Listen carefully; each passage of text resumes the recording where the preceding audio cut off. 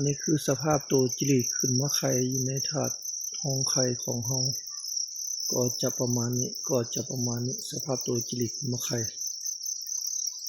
อยู่ในถาดห้องไข่ของเฮาประมาณนี้ตัวจิลีประมาณนี้สภาพตัวจิลีขึ้นมาไข่อยู่ในถาดห้องไข่ของเฮาเนาะประมาณนี้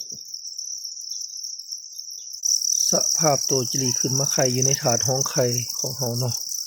ประมาณนี้เพิ่งขึ้นมาไข่เห็นเปี้ยเลยขึ้นมาไข่เต็มเลย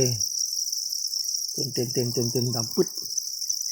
นี่คือสภาพตัวจิลีขึ้นมาไข่อยู่ในถาดห้องไข่ของเฮาเนาะเต็มปึ๊ดเลยนั่นปึ๊ดเนาะประมาณนี้ขึ้นมาห้องไข่ขึ้นมาไข่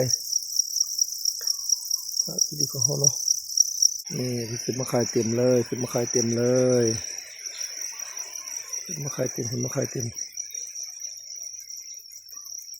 ปึ๊ดขึ้นมาห้องไข่ขึ้นมาไข่เต็มปึ๊ดเลยบางคนขึ้นมาไข่จนบุ้ยมองว่างเลย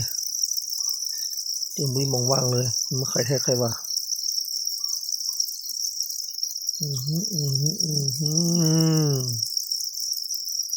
ฟาร์มจิลีบ้านหอมจำทองเมืองหาดสีฟองนครหลวงเวียงจันทร์